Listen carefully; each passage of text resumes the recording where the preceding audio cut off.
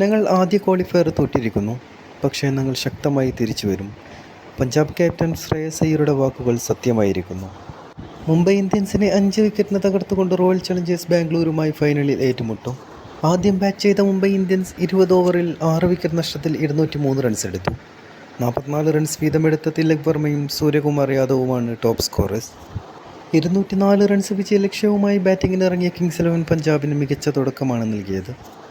41 പന്തിൽ നിന്ന് 5 ബൗണ്ടറികളും 8 സിക്സുകളും അടക്കം 81 റൺസ് നേടി വെടിക്കെട്ട് ബാറ്റിംഗ് നടത്തിയ ക്യാപ്റ്റൻ അയ്യറാണ് ടീമിനെ വിജയത്തിലേക്ക് നയിച്ചത്.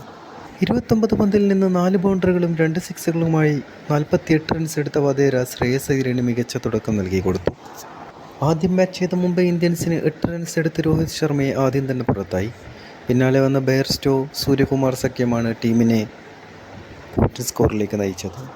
200 റൺസിന് മുകളിലെടുത്താൽ എതിർ ടീം ചേസ് ചെയ്യാറില്ല എന്ന മുംബൈയുടെ റെക്കോർഡുമാണ് തകർന്നത്.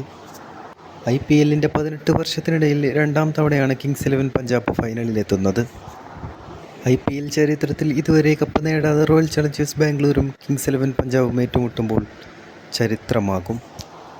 ജൂൺ 3 റോയൽ ചലഞ്ചേഴ്സ് ബാംഗ്ലൂരുമായി ഏറ്റുമുട്ടുമ്പോൾ മത്സരം അതിശക്തമായി തീരുമെന്നുറപ്പാണ്.